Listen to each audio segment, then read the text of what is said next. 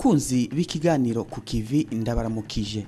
Mu kiganiro ku kivi cyo kuri no muhingamo tubayagira ku bijanye n'ibikorwa bijanye n'indwi yahariwe ubumenyi n'imico kama mu ishure kaminuza ry'Intwazangabo ISCAM, aho nyene icubahiro umukuru w'igihugu akabana kizigenza mu nzego z'ukwivuna abansi n'iz'umutekano yateye iteka ivyo bikorwa kwigerekerezo rya ndwi ndamukiza uyu mwaka w'2017 akanugurura icese umwaka w'ishure mushasha w'2016 ushira w'2017 muri iyo shure kaminuza y'Intwazangabo z'igihugu ISCAM.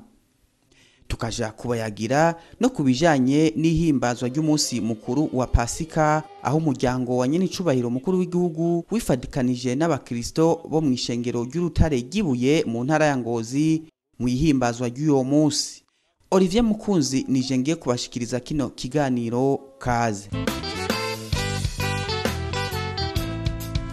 Musi wa gatanu rero igerekerezo rya ndwi ndamukiza uyu mwaka w'2017 mu bikorwa vyari bijanye n'indwi yahariwe ubumenyi n'imico kama mu ishure kaminuza ry'Intwazangabo ISCAM, nyene icubahiro mukuru w'igihugu akabana kizigenza mu nzego z'umutekano n'iz'ukwivuna abansi yaratanze icigwa ku mikangara y'Intwazangabo zo muri ISCAM. Muri izo nyigisho rero zatunganije ku civugo nyamukuru kivuga kiti winjira mu kibira utazi ugaca inkono utazi.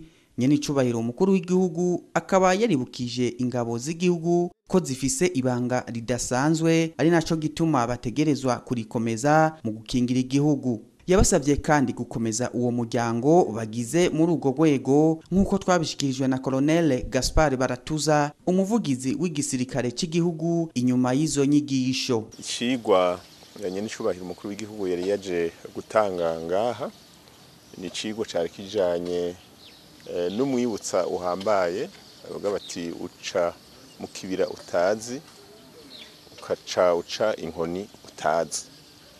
Nk'uko bisanzwe rero vyifashe bimeze ngaha mu kigo c'abasirikare kaminuza mu Ntwazangabo, hakigwa abantu baba bavuye hanze bakuriye hirya no hino mu mico n'ingendo zitaba zisanzwe novuga zimeze nk'izo mu gisirikare.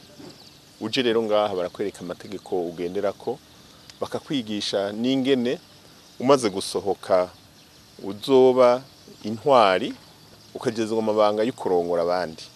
Vyumvikana yuko udakora igikorwa cawe wenyene, wiyumvira mu mwanya w'abandi, hanyuma bakarangura igikorwa gihambaye cyo gucungera igihugu, gucungera ibirimwo, gucungera n'abanyagihugu.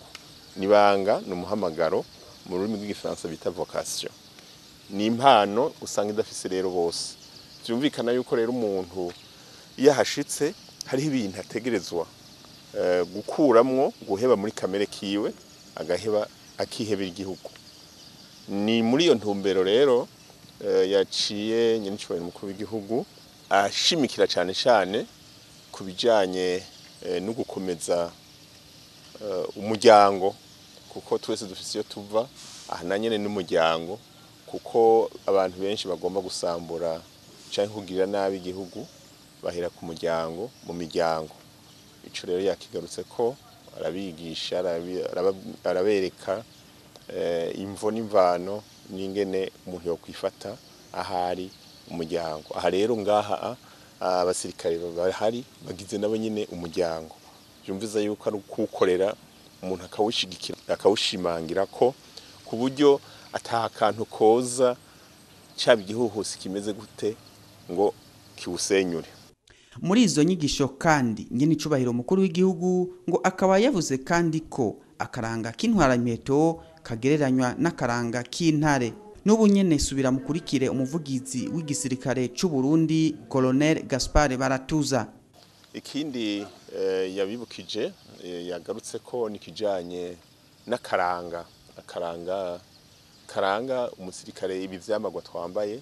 Hari ikintu nabo nyene yaberetse, yabibukije ntibari banakizi, mugabo burya iyo ufise ikintu wambaye ni ngombwa uronse umuntu akikwibutsa kakikwigisha nyine icubahiro umukuru w'igihugu rero yakigarutse ko ni iki kiri ku nkofero intare abasirikare n'intare bafise co kimwe bateza kugira umutima umwe n'intare bakagamburuka bakongera bakaba nko nk'intare ibiranga rero intare n'ibiranga umusirikare kenshi vyose nka vyose barabihurizako kuko intare ntizinoranura intare zigendera mu ntare nkazo intare ishobora aho icungereye ahiba nta bugomba buhaja nta n'utundi dukoko duto duto tuza kurunguruka ivyo byose yabigarutse arabibibutsa akaba mbere yabemere yuko azosubira kuza kuremesha ikindi kiganiro kijanye n'intahe y'ukwikukira kuko murazi yuko igisirikare arico novuga nkingi shimikiro intahe y'ukwikukira mu ntumbero yo kubatera intege mu gikorwa cyo gushishikara gushariza ishure kaminuza ya gisirikare ISCAM no mu gukingira ibidukikije nyene icubahiro mukuru w'igihugu akaba yarateye igiti ikimenyetso c'uko yifadikanije nabo muri iyo migambi mu gusozera akaba yaranditse yongera atera umukono mu gitabo c'abashitsi biteka. Ku munsi wa kabiri igerekezo rya 11 ndamukiza uyu mwaka w'2017 niho rero hari haramutse hugurwa icese umwaka w'ishure mushasha w'2016 ushira w'2017 muri iryo shure kaminuza y'intwazangabo ISCAM. Nyene icubahiro mukuru w'igihugu akabana kizigenza mu nzego z'ukwivuna abansi n'iz'umutekano yarishikiye kandi muri ico kigo akaba yabanje kugenzura ingabo. Umugwi w'intwazangabo ugira 43 w'abarangije iryo shure kaminuza ISCAM waciye wusikanya n'umugwi wa 44 mu mugigwa wabo wa gisirikare aho abo baserukira umugwi wa 44 w'intwazangabo basezeraniye bagenzi babo b'umugwi wa 43 ko bagiye kugendera akaranga mutima ka ISCAM. Muri ivyo birori kandi umugwi ugira 47 ugizwe n'imikangara y'abanyeshure bashasha bagera kwijana n'icenda harimwo abigeme 11 bari bamaze imisi bategurwa bakaba baciye bakigwa icese muri iryo shure kaminuza y'intwazangabo ISCAM. Hararonkejwe kandi impapuro z'umutsindo ku mugwi ugira 42 w'intwazangabo bafise ubumenyi mu bisata bitandukanye mu vya gisirikare no mu vy'ubuzima bw'igihugu. Izo ntwazangabo rero zikaba zaciye zirahira imbere ya nyene icubahiro mukuru w'igihugu akabana kizigenza mukuru w'ingabo z'igihugu. Yarahiye imbere y'umukuru w'igihugu n'abagabo bazokwama ngamurukira umukuru w'igihugu bazokwama nubahiriza amasezerano y'Abarundi kandi ko nzorangura neza amabanga ashinzwe n'isuzi bw'izwa shingiro n'amategeko ya Repubulika y'u Burundi. Umuyobozi w'ishure ISCAM Colonel Gregoire Nduwarigonya co kimwe n'umushikiranganje wo kwivuna abansi Emmanuel Ntamvukiye bose rero bagashimira iyo migwi y'intwazangabo kubwira n'ubukerebutsi vyabaranze bakabasaba guhoza ko kandi bagafatana mu nda mu kugurura icese rero umwaka mushasha w'2016 ushira u'2017 muri iryo shure kaminuza y'intwazangabo ISCAM. Nyene icubahiro mukuru w'igihugu yarakeje ingabo zose z'igihugu ku butwari bwabo bugaragarirana cyane cyane nko kuja kugarukana amahoro mu bindi bihugu nka Somalia, Centrafrique n'ahandi. Agasaba rero kaminuza y'intwazangabo ISCAM gutanga ubumenyi n'ubuhinga bw'akanovera kugira ngo ingabo z'igihugu cacu c'u Burundi zibandanye kuba zabitumwa ko mu makungu. Mu gusozera akaba yabatekereye impanuro zitari nke harimo kugendera discipline yo nkingi y'igisirikare cy'igihugu. Tubasaba kugendera ntayo discipline yo nkingi y'urwego rwa gisirikare, kwama murangwa n'umutima w'urukundo hagati yanyu, kurangwa n'umutima wo kubahana, umuto yubahe kandi yumvire umukuru, umukuru nawe yubahe kandi yubahirize umuto. Mugendere akaranga k'intare mu gukingira Uburundi bwacu nkuko inkofero yanyu imisi yose iriko intare. Gukoresha ubuhinga bwa none mu guhanahana amakuru yubaka ubusa.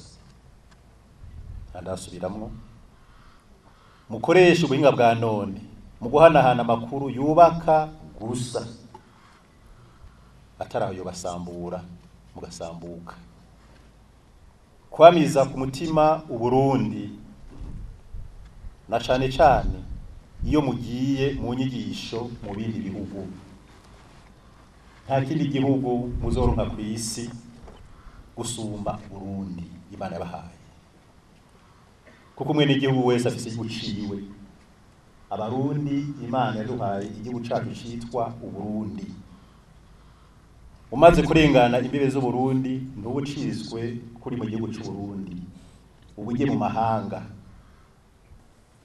nico gituma rero Imana iduhamagarira n'amategeko y'igihugu aduhamagarira gukunda igihugu c'Uburundi cacu Imana yaduhaye gusumba ibindi bihugu byose byo kw'isi kuko nta kindi gihugu ukunda gusumba igihugu Imana yaguhaye uri kurabesha kandi muri mukimana tubasaba kwitanga mutiziganya kugira igisirikare c'Uburundi camana iteka ijunja n'ijambo kw'isi yose ndetse no mu karere banyakubahwa mwese mukoraniye ngaha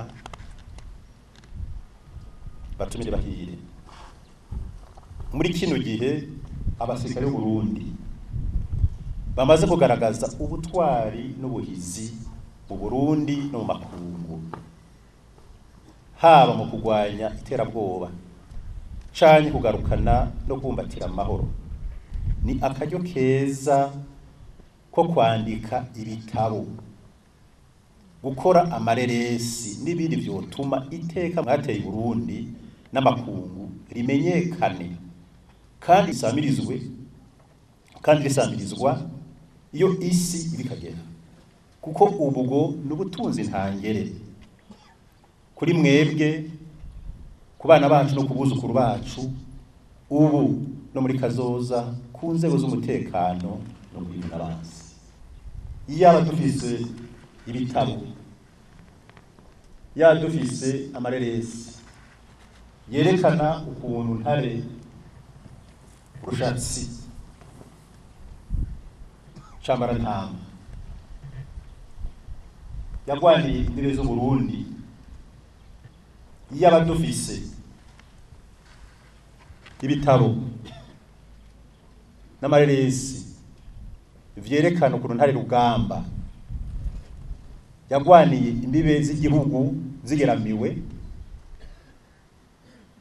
iyaba dufise ibitabo n'amareresi bigaragaza ukuntu Mwezi Gisabo yagwanye n'abakoroni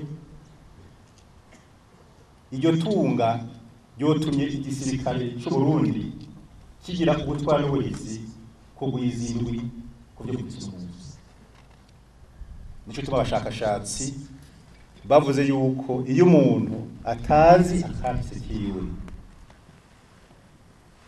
ameze nk'igiti gihagaze ugatamize gifise kuko nimwe guhushe ico gitembagara aho hambere abo tubabwiye basokura basogokuruza bari intwari zikomeye zihambaye cyane na cyane cyane ku bijanye n'urwanira igihugu kandi bo ntibagwanisha irwanisha umufisi no munsi bagwanisha ibigwanisho kavukire n'umutima umwe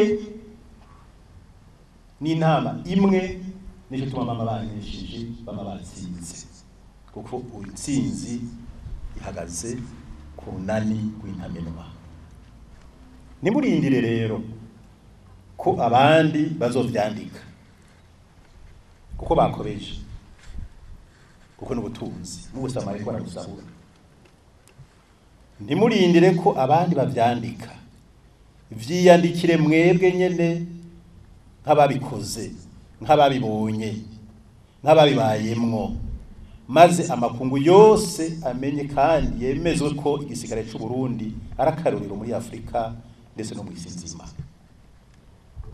ibyo bituma turabikeneye nayo mararesi turabikeneye yigisha mu mashure akiraguzo ku isi muri bwa buhinga ngurukana bumenyi, naho rimwe na rimwe usanga ngurukana ibinyoma n'amarimentanye. Ivyo bitabo mu vyandike turavishaka ibintu nyinshi ngaho mu gisirikare cyacu. Uwo mwanya ntimutakaze, mubijeko mu vyandike. Ni ubutunzi bukomeye cyane ku gihugu n'ugisirikare cy'u Burundi. Twibuza ko ku munsi nk'uyu mu mwaka uza ico gikorwa coba camaze kuja mu ngiro. Ivyo maze gukora aha mu Burundi, ivyo maze gukora muri Somalia, ivyo maze gukora muri Sudan, ivyo maze gukora muri Centrafrique n'ibindi mu vyandike. Ntagera kimwe musubiza inyuma. Uko mubanye n'abene igihugu, uko mukora n'abene igihugu, vya bikorwa vyose mwavuze, gutera ibiti, vya bikorwa twamukora n'abene igihugu, kubaka amashure, amavuriro, ibitaro, ibibuga vy'inkino n'ibindi mu vyandike. Ntagera kimwe musiga. Muzoba muvugutiye umuti ukwiriye kandi urama. Abansi b'urwego rw'igisirikare cy'u Burundi basi yabatambaye uko bukeye uko bwije mu kwandika amakuru y'ibinyoma abutyoza. Nibacire birarura, nibateshwe bate, ataraho bagiye guhura n'Imana mushobora byose, Imana yo mu ijuru iyo cabo. Ikindi twashaka kubibutsa nuko atamuheto canke inkinzo isumba Imana mushobora byose. Murama muyitura uko bukeye uko bwije, imisi yose na hose. Nizo batetereza. Tuboneyeho akaryo ko gukeza no gushimira abasirikare bose bama bitwararika guterera agacumu k'ubumwe amadini n'amashengero bakomokamwo mu gukorera Imana. Uko muzobana n'Imana, uko muzokorana n'Imana, niko izobana namwe, kandi izobakoresha ibikomeye n'ibitangaza. Ntimwumva amajambo avugwa cyangwa ivyandikwa. Ico wongera nshaka kubatangaza nuko abasirikare b'u Burundi Imana ibakunda cyane. Umusirikare wese w'u Burundi ahari, yaba ngaha mu Burundi canke ahari karakora ku isi nzima, kiretse batari mu rungo gusa, mumenye yuko Imana ikunda cyo gisirikare cyacu cy'u Burundi mu buryo budasanzwe. Imana ibakunda cyane gusa. Kandi uzo kwiteranya naco azoyiteranya n'Imana. Ibyo bikorwa by'Imana mukora rero ni ibikorwa byiza, ni isoko y'imigisha n'imihezagiro ku basirikare bose, ku miryango yanyu bino by'ubucuruzi. Vyongeye Imana mushobora byose niyo yonyene itanga ubwenge, ni nabwo butuma ubufise aroranirwa akamanesha mu ntambara zose.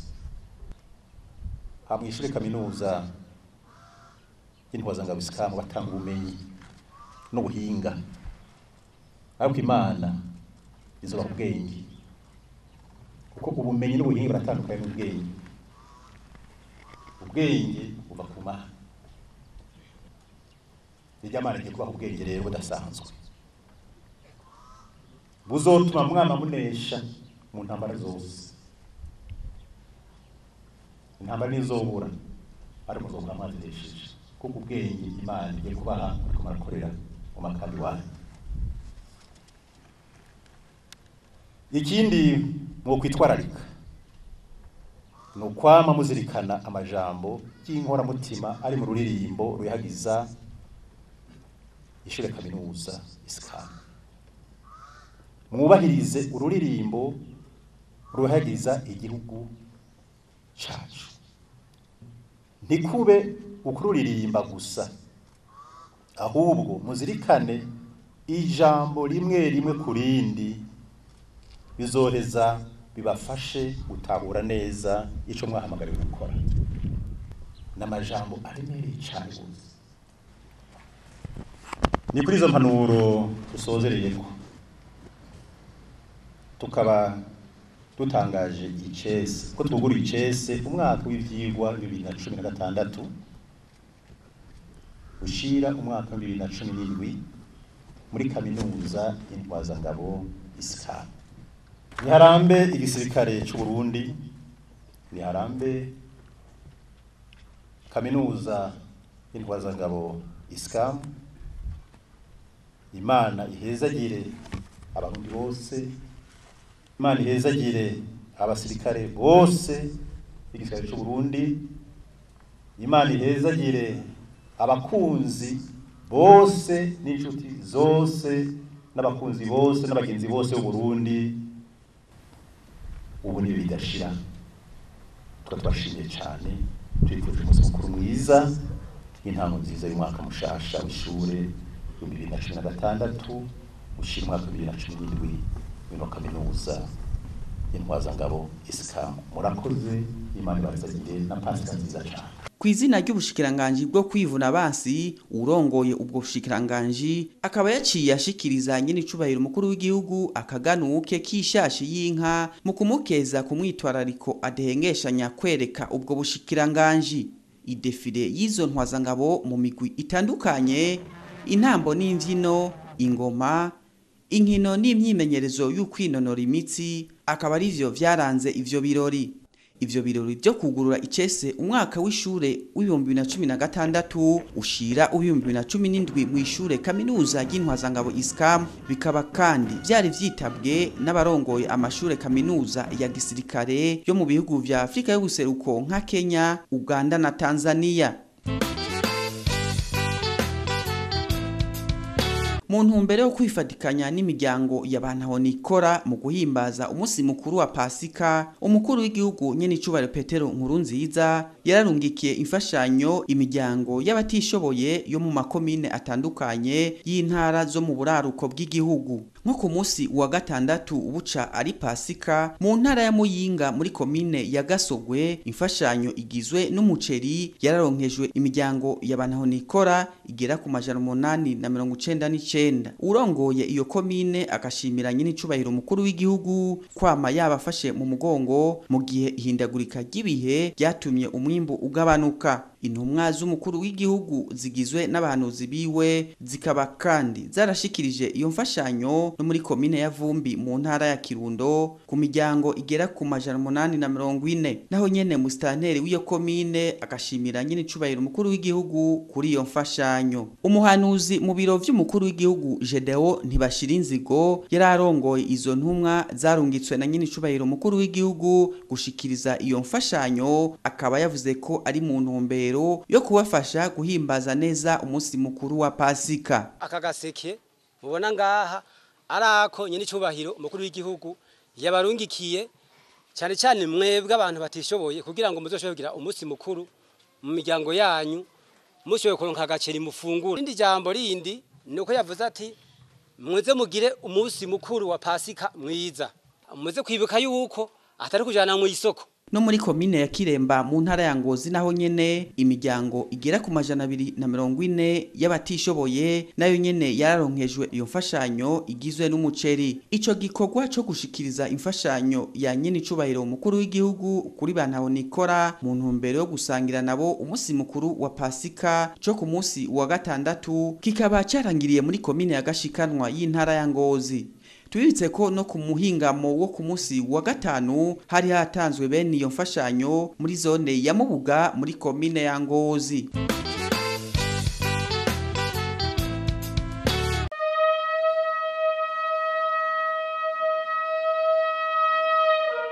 Aho akaba hari mu ishengero ry'urutare ry'ibuye mu ntara ya Ngozi igihe abakristo bo muri iryo shengero bari baramutse bahimbaza umunsi mukuru wa Pasika. Nyen'icubahiro umukuru w'igihugu n'umuryango wiwe bakaba bari bagiye kwifatikanya nabo bakristo mu guhimbaza uyo munsi. Mu ijambo yashikirije rero nyen'icubahiro umukuru w'igihugu yaripfurije umunsi mukuru wa Pasika abarundi bose. Yaripfurije mwese Pasika nziza, Pasika ya mbere n'ububasha n'ubushobozi bwo kumara ubushobozi bwose. Tonga amashimwe yacu.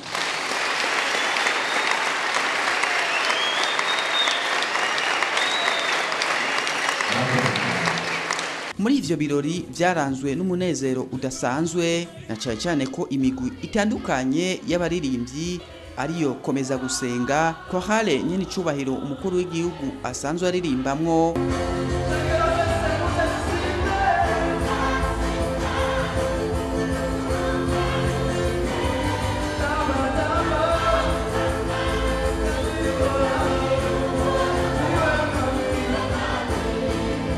Chorale La Voix des Anges harimwo n'abana ba Nyenicubahiro umukuru w'igihugu baririmba bakoresheje ibicurarangisho vya none.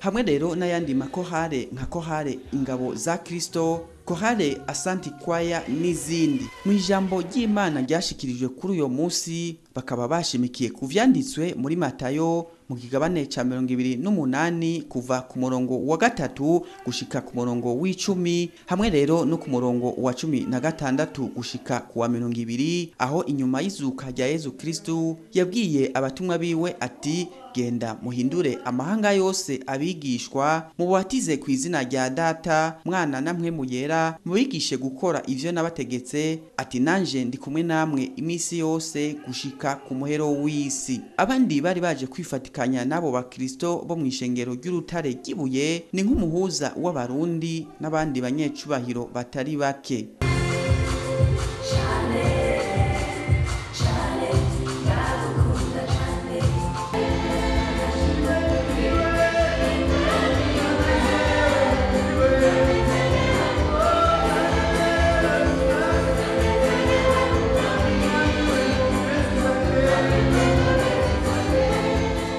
Nino ngaha turangirije ko kino kiganiro.